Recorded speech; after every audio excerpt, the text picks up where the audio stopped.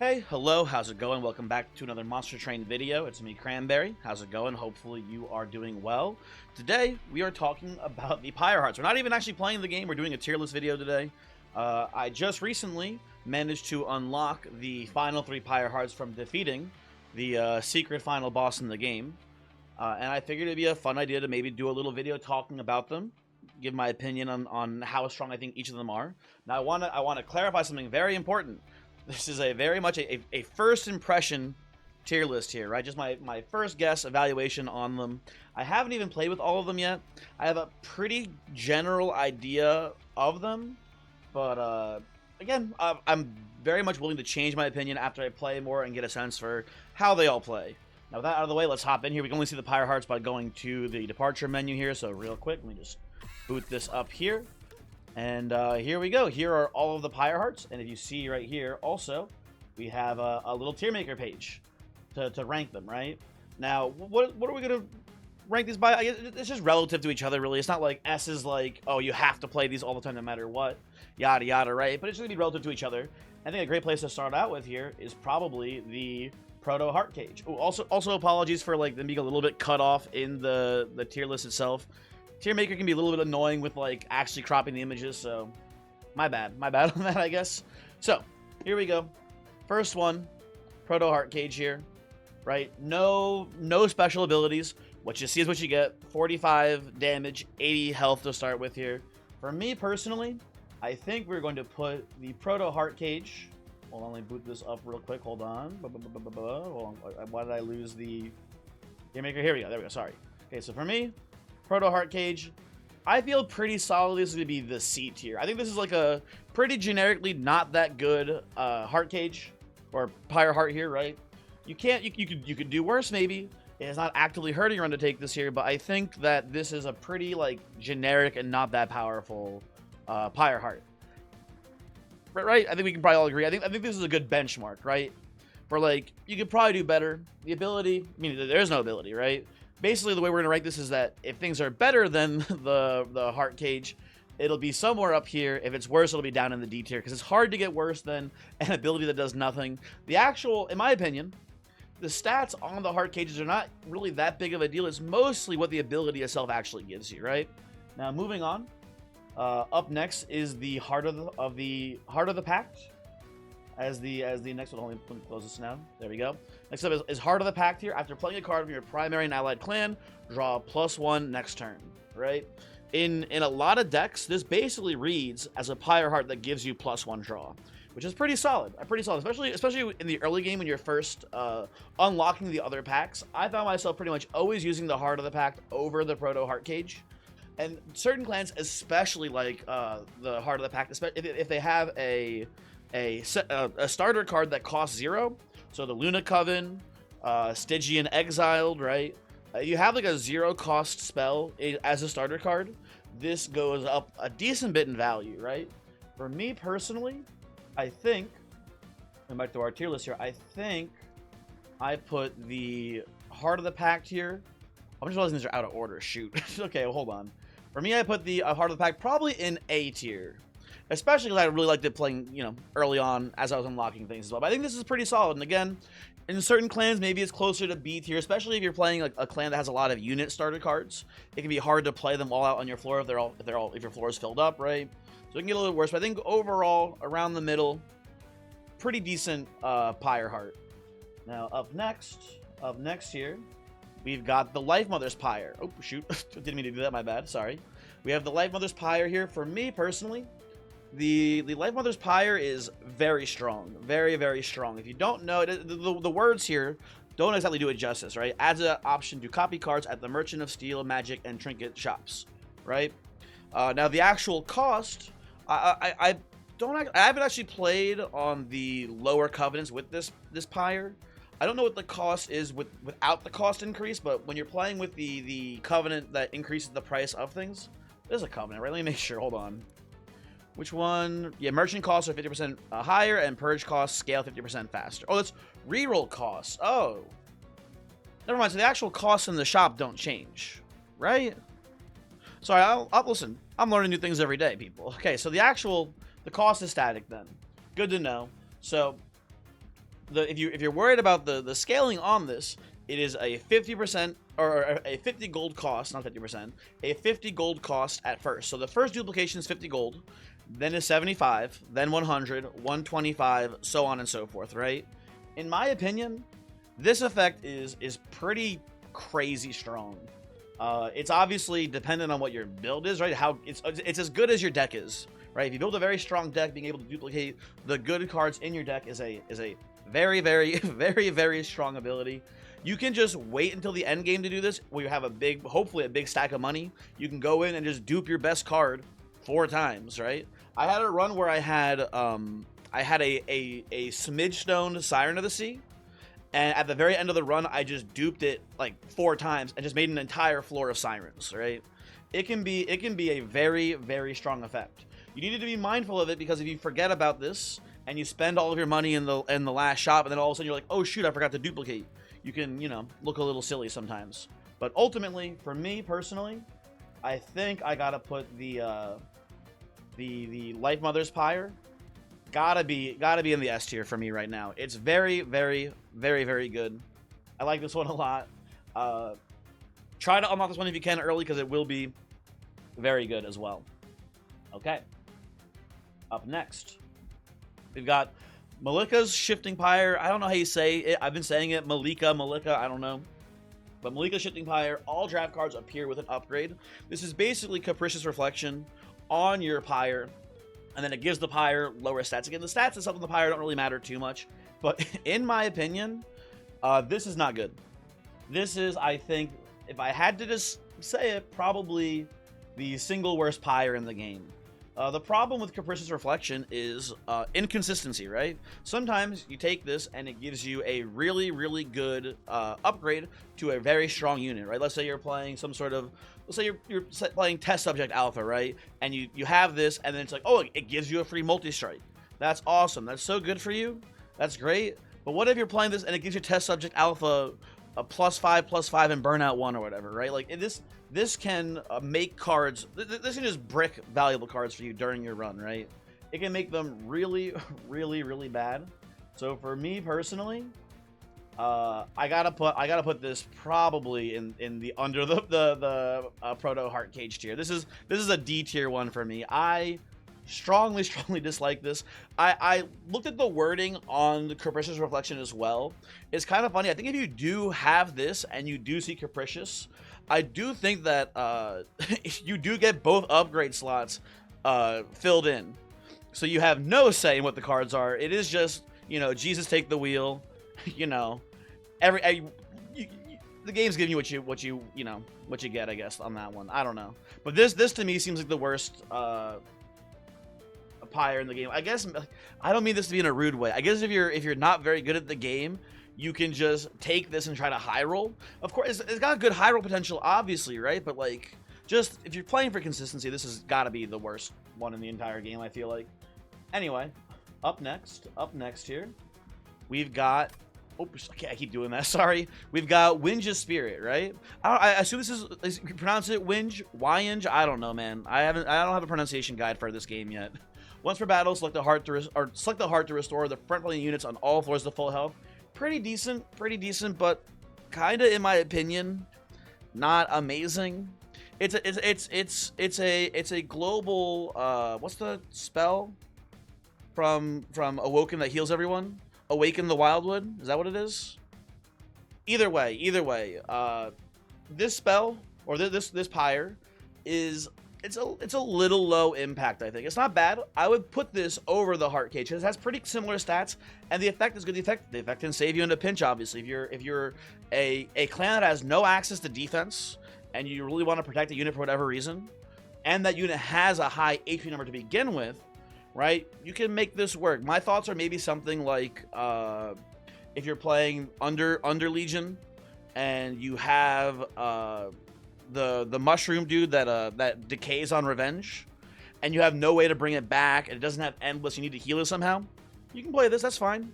That'll be pretty good, honestly, for most situations. But I think it's not the best, but it's acceptable for me personally. I think that this is the perfect Pyre Heart to put in. Where are you? Where are you? Hold on. Here you are. I think this is the perfect B tier Pyre Heart. This is not even intentional. Look at that. Look at that spread. Perfect. But I think this is the perfect B tier Pyre Heart for sure. Right? It's better than nothing, but the impact is probably not huge. I think it's more of like a you shouldn't be in the situation where you need to use this in the first place. But if it does help you, if it does bail you out, that's nice. That's nice, I suppose. Okay. Up next here. Up next, we've got Fhyra's Greed. This one, I think this is a really cool Pyre, but I don't know how to use it, right? When your Pyre takes damage, gain 10 gold. My thought with this is, early game, I feel like you're supposed to let units go up to the Pyre and hit it, so you can farm them for extra gold, basically, right? I think like the idea is that like, oh, if like a unit that's going up there with like 2 attack and it has 1 HP, you let it pass, so your Pyre can hit it and get gold. Trading 2 health for 10 gold is a pretty decent deal usually. It's not amazing, but it's not terrible value. It's not terrible value there. If you also have things like the Pyre Tap, you have the thing where you can pay life to cast spells instead. That can make you a lot of money very quickly. So there are situations where I see this being pretty decent, and it's barely worse base stats than the Proto Heartcage. So I like this better than the Proto Heartcage, but I think ultimately it's a little too weird and too fringe for me. But I can see situations where you can make this really strong.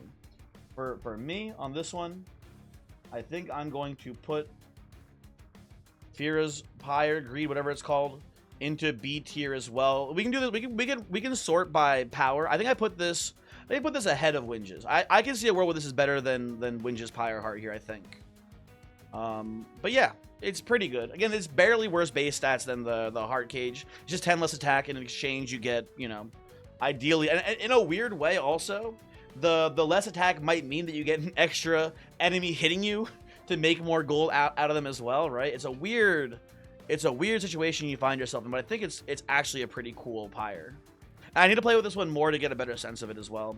This could be this one is, I think, one of the ones I'm most unsure about. I could see maybe a world where like people decide, oh, this is actually the best Pyre because it gives you so much money in the early game, right? I wouldn't be shocked about it, but I think for me right now, again, early impressions, I think I put this in the B tier. But yeah, pretty cool. I think one of the more interesting Pyres as well, if you ask me. Anyway, up next, we've got Aquath's Reservation. At first, I was super impressed with this. I thought this was going to be a really strong Pyre. But I find that oftentimes, like in my head, I was like, oh, 3 extra energy. Oh, I'll be able to play like double Ritual of Battle or like double super expensive spells, and it'll be really cool and really good. I find that oftentimes I'm like, the last turn of a combat, I never needed the extra energy, and I was just like, oh, I guess I'll use this to like play a Blighted Shard that I would take 1 damage from anyway, right? So I think at my initial impression, I overrated this a little bit, but I think ultimately it is still good. I think it is ultimately still a pretty strong Pyre Heart.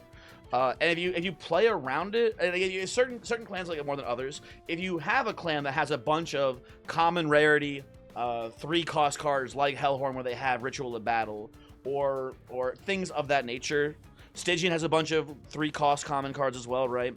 This can be very powerful, right? Having access to 3 mana when you need 3 mana in the early game can be run defining, but oftentimes you end up like using this to like play a Torch and play a Blighted Shard or something like that, and it has very little impact sometimes.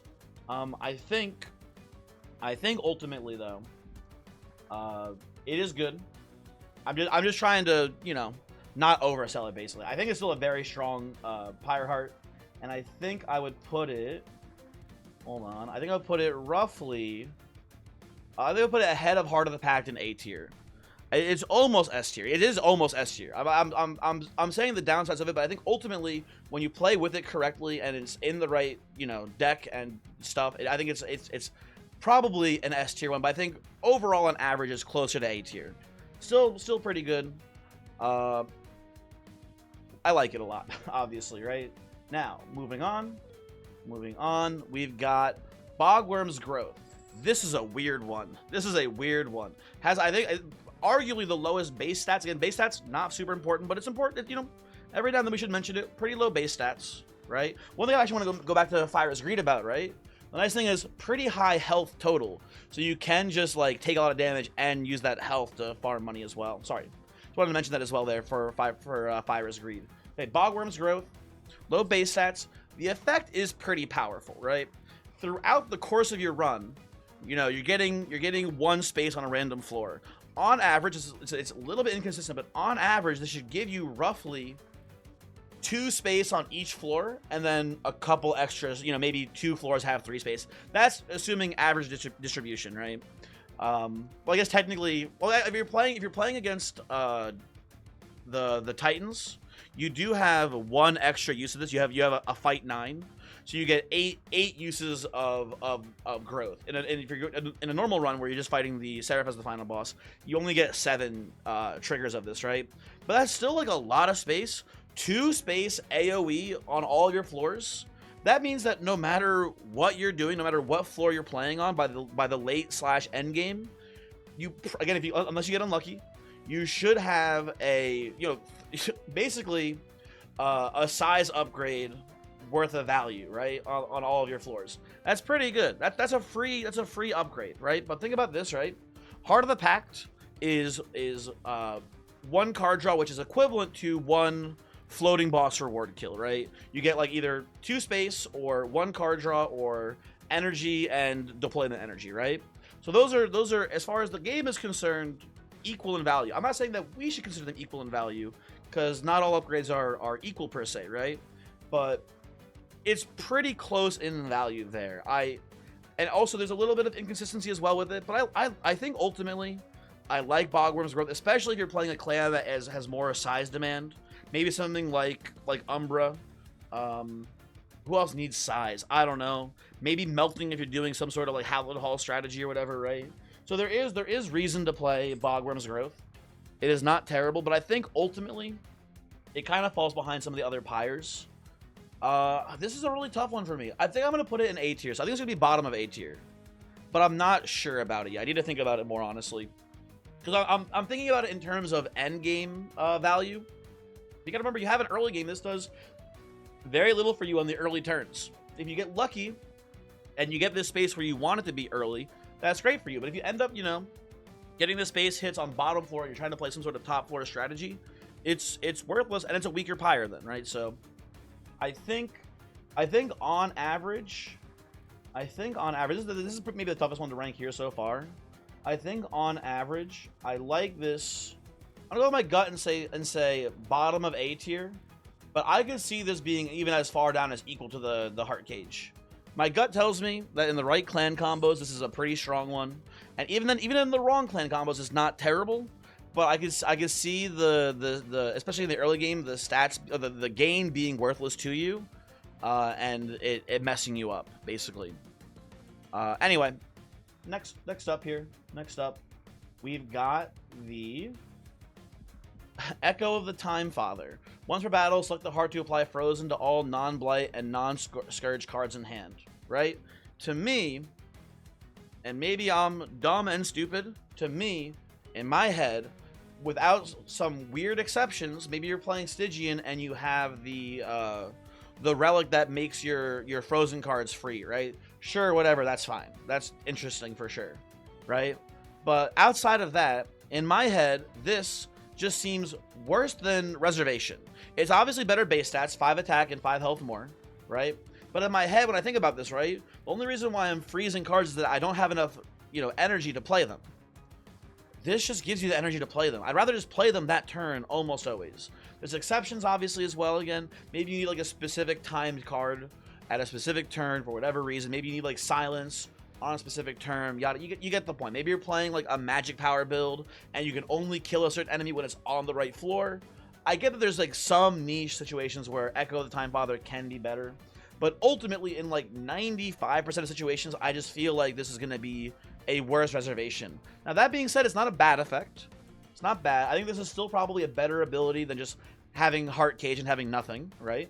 So I think for me right now, here on the Heartcage is going to be, or not on the Heartcage, on the Echo of the Time Father, this is going to be bottom of B tier right now. I think it's pretty good, but it's a little bit sketchy. Now, up next, this was an incredibly annoying Pyre Heart to unlock. Very, very annoying. But this is a Herzal's Horde. This is 4 deployment mana. Deployable upgrade is 50% cheaper, right? I think this is really strong. Here's the thing about energy upgrades, right, in this game. The main purpose of, in my opinion, not always, but in my opinion, the main purpose of energy upgrades is usually to deploy a bunch of units, right? That's generally what you want this for. You want to get your floor set up right away. So deployment energy is not as good as energy upgrades, obviously, right? But it's pretty close. This one, the deployable upgrade is 50% cheaper. That doesn't matter too much. It's nice. It's not an important thing about this. But this Pyre Heart to me seems very strong. It's a huge infusion of energy in the start of every turn, or start of every fight, I should say, right? And it obviously, again, we should mention low base stats equal to Reservation.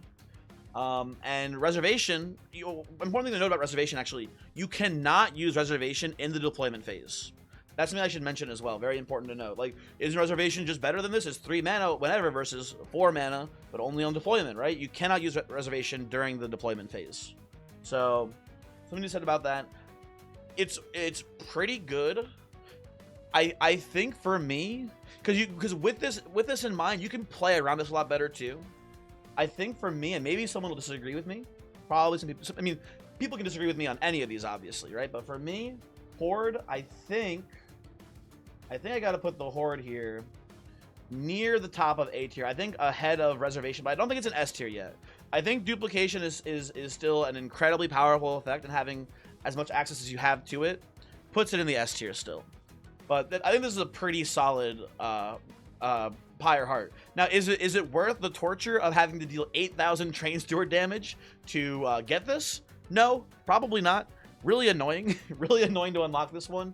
But once you get it, hooray, you're there. Or whatever, I guess, right? Okay, up next here. Up next, we have the juicy ones, the big ones. These are the ones that you unlock from defeating the final boss of the game, the Titans. You have the Pyre of Savagery, Dominion, and Entropy. Let's start off with Savagery, the first one. Friendly units gain Slay 1 permanently. Really cool effect. Really, really cool effect. I genuinely don't know how to evaluate this. It seems pretty good. One thing that I'm not... I assume... I haven't tested this yet. Maybe I should have tested it before I was starting the recording, actually. But I assume... You know what, actually? I'm going to pause the recording and test this to make sure. I just want to make sure this works on your champions. Just to really make sure. Because sometimes, like... champions don't count as units. I just want to double check. I feel like it does, but I just wanted to check to make sure. So I'll be right back. For you to be a moment, I'll be right back, and I will confirm whether or not this does work on champions. Okay, hello, hi, I'm back. For you, it was but a moment, but for me, it was like 3 minutes. I can confirm that the Pyre of Savagery does in fact apply to your champion units as well, which is important. It's important to note. Now, how do I feel about that then? Pretty good still. I need to play with it more to get a better sense of this, but like, let's think of it this way, right? What is the most a unit is going to kill per fight, right? What's the highest amount of slays you're going to get in a fight? If you're clearing every single spawn unit in a run, probably like rough average 10 to 15 per floor, right? Something along those lines is probably fair to be average. So the way this Pyre reads to me as like plus 10-ish, plus 15 attack gain on average per floor, which to me reads as really strong. That reads pretty well. Fun little thing too is also just the highest damage on a Pyre. Obviously the lowest health, but high actual damaging stat, which is pretty cool too. This one I think is maybe the most contentious one. I think it's good. I think it's really good. I think getting 100 baseline attack from your Pyre on like a unit is really, really strong. I hesitate to put it in the top tier. I think, for me at least, I think I put this in the maybe top of A. This one's borderline. For me, this one's probably top of A, bottom of S. I think to keep the tier list rounded out, I'm gonna go bottom of S. I think. I have high hopes for this. I'm worried about the actual Pyre health on it though, because it is significantly lower than the other ones, right? 50 health is very low, but I think in like depending on your clan, this can give you maybe a lot of attack on a very important unit to have a lot of attack on, right? I can see this being very strong. And then up next here is the Pyre of Dominion. Remove train stewards and starting cards, immediately draft 4 packs and double each card picked. We can actually run this if you want to see how this works. I did it before just to test it. This will give you, from each of your clan, it'll give you 1 spell that will get copied, and then 1 unit that will get copied. So your starting deck will be 4 spells, 4 units, 2 of which are you know, again, it's a copy of 2. So there'll be 2 copied from one clan, 2 copied from another clan. And then 2 spells copied from one clan, 2 spells that are copied from another clan, right? So you can see what I'm saying here. Let's just run this real quick. Pyre of Dominion. I got Umbra and Melting here. Doesn't matter what we're playing, right? But just pop in here so you can see. It's funny that they just show you what could have been here. I think that's hilarious. They show you what your starting cards would have been, and then the game goes, actually, yoink. Instead, well, what do we got instead here? So you pick this. We go like, oh, I'll take 2 grovels. Sure, that seems good. Right, they are also not, they're uncommon, by the way, as well. They are not rares or commons. From what I can tell, they're uncommon cards here. You can maybe see rares in here. I'm not sure. I haven't seen one yet. But I'll go 2 Engulfed in Smokes here as well, right? And then I'll go, oh, two units here. What works with my clan? I'll go Morsel Masters, right? And 2 here, I get Paraffin and Thug, or Lady of the House. I'll go 2 Paraffin and Thugs, right? And that's your starting deck. That's how it works. You have no Train Stewards. For the record, your starter cards, your torches, your morsel makers, you get all these, or morsel or shade splitters, right? All of these are also gone, right? Now I'm playing a Covenant 1 because I just wanted to boot something up real quick here, so you don't your blighted shards would still be here if you're playing on Covenant 5 or higher, right? As a heads up too with that, but this is a really hard to rank one. Oh, actually, you know what? I'm dumb. The cards I showed you there are here. I'm just noticing now the 2 Entumbra Assaults, the Morsel Maker. I'm sorry, I'm doing fake news. My bad. So these are here. I'm glad we showed it, right? So I learned something new as well here. Morsel Maker, Wicklash is here. Very interesting. So you should make those decisions based on what you see in that preview as well. Important to note there, I guess, right? Now, how do I feel about this this Pyre Heart? This one's weird, man. I don't know. I really don't know what to make of this one. It is something to keep in mind, right? You are, in a way, paying for 14 removals when you take this, right? You are paying for 14 removals. You are getting rid of your whatever your 10 starter cards are, and then you're getting rid of 4 Train Stewards in exchange for sort of selected good quote unquote good cards. I don't hate this. I think this is a better start than the normal Pyre Heart, and it's certainly one of the most fun Pyre Hearts, right? But I think ultimately this is a little too inconsistent. It's not nearly as inconsistent as Malicka's Pyre Heart for sure, right? It's not as bad as Malicka's here. That's just kind of hell. But I think this is your 14 removals is a lot of removals, right? Now here's the thing: a lot of decks like their starter cards though. For example, like Luna Coven loves their starter card, right? A 0-cost spell that is very flexible is usually really strong in both either you know either alternating clan types or whatever. Either leader of the Luna Coven clan likes either of their 0-cost spells. So, like, sometimes this is kind of, I think, pretty bad. It's very dependent on what you're playing. But I think in clan combos where you don't like your starters very much, I put this pretty high. Like, for example, like, me personally, when I'm playing the big dragon, the BBD, those whelps, I don't like them very much. So I think if I'm playing her, I would like Pyre of Dominion. I think that'd be pretty good if you ask me. But if you're playing Luna Coven, maybe Stygian, if you like your starter cards, if you like having a lot of in-camp fodder, I am worried about playing something like this. So I think I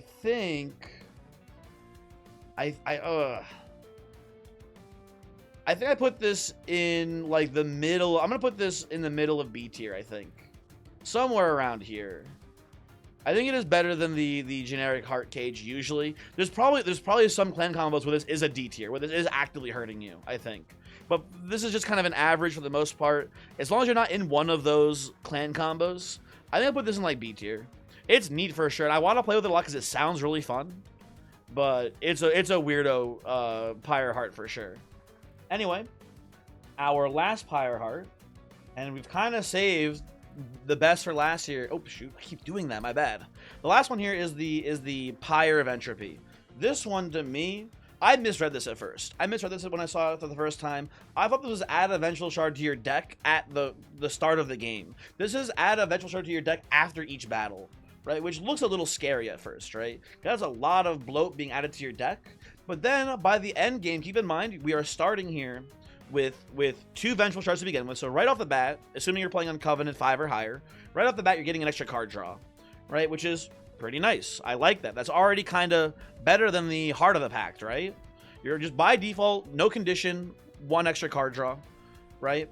And then in addition to that, as the game progresses, you're getting more and more card draw. Right now, the downside obviously is you are going to have a lot of shards in the deck by the end of it, right? So you're going to probably want to do your best to draft pretty much playable spells every single turn, and maybe focus a little bit less on removals than you normally would here, so you have Train Stewards instead of Blights on your draws. But by the end of the game, this is 8 shards added to your deck.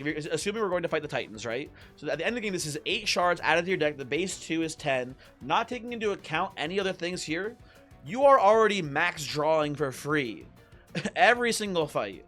That's really crazy. Now, here's the thing too. You might wonder like, oh, but then like these blighted shards, I gotta pay extra mana to play these. Something that I kind of overlooked when I first saw this as well. 90 health. This is the highest base HP out of any Pyre Heart in the game. You can probably just tank the damage from the Vengeful Shards with this much, starting health, and just play normally basically, and just have max card draw for free. Take energy upgrades, take space upgrades if you need them instead. Just don't even take a card draw upgrade from any of the floating bosses, and you're gonna be in a really good spot, I imagine.